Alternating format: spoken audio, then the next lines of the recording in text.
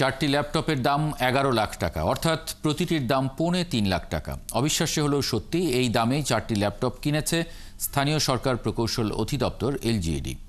ঘূর্ণিঝড় রোধে বে স্ট্রং নামের প্রকল্পে এভাবে 1900 কোটি টাকার অবিশ্বাস্য খরচ দেখানো হয়েছে। আছে উচ্চ দামের নিম্নমানের সামগ্রী কেনা, কাজ শেষ না করেই বিল তুলে নেওয়া সহ ঘুষ দুর্নীতির বহু অভিযোগ। এসব অভিযোগে ঢাকা সহ দেশের বিভিন্ন জেলায় এলজিইডির 36টি কার্যালয়ে একযোগে অভিযান চালায় দুদক। জেমসন মাহবুবের প্রতিবেদন। স্থানীয় সরকার প্রকৌশল অধিদপ্তরের প্রধান কার্যালয়ে দুদকের অভিযান। প্রধান কার্যালয় ছাড়াও একযোগে এই অভিযান চলে সারা দেশে এলজিইডির 36টি কার্যালয়ে। ঢাকার প্রধান কার্যালয়ে অভিযান শেষে দুদক জানায় 11 লাখ টাকার চারটি ল্যাপটপ কেনা সহ বিভিন্ন যন্ত্রাংশ কেনাকাটায় অবিশ্বাস্য দাম দেখিয়ে সেই টাকা আত্মসাতের প্রমাণ মিলেছে অভিযানে।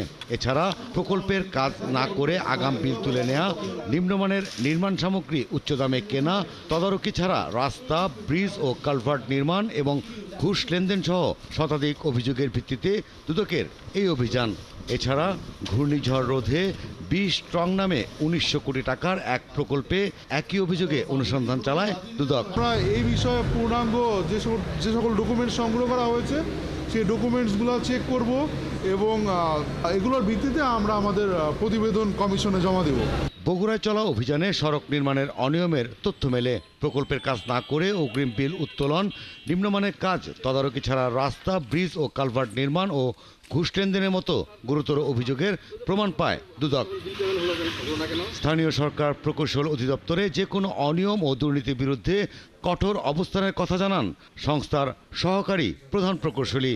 যাদের বিরুদ্ধে দুর্নীতির অভিযোগ পাওয়া গেছে তাদের বিরুদ্ধে এরই মধ্যে ব্যবস্থা নেওয়ার কথাও জানান তিনি। যেখানে অনিয়ম পাওয়া গেছে সাথে সাথে ব্যবস্থা নিচ্ছেন। এখানে ওনার কমিশনাররা আছেন, ওনারাও জানেন যে যেখানে যদি কোনো হয় সাথে সাথে সাসপেন্ড হচ্ছে, তারপরে ওনারা ব্যবস্থা নিতেছেন, আমাদের প্রশাসনিক ব্যবস্থা এটা হচ্ছে। দুদক মহাপরিচালক জানান, অভিযানে প্রাপ্ত তথ্য পর্যালোচনা করে পরবর্তী সিদ্ধান্ত নেবে কমিশন।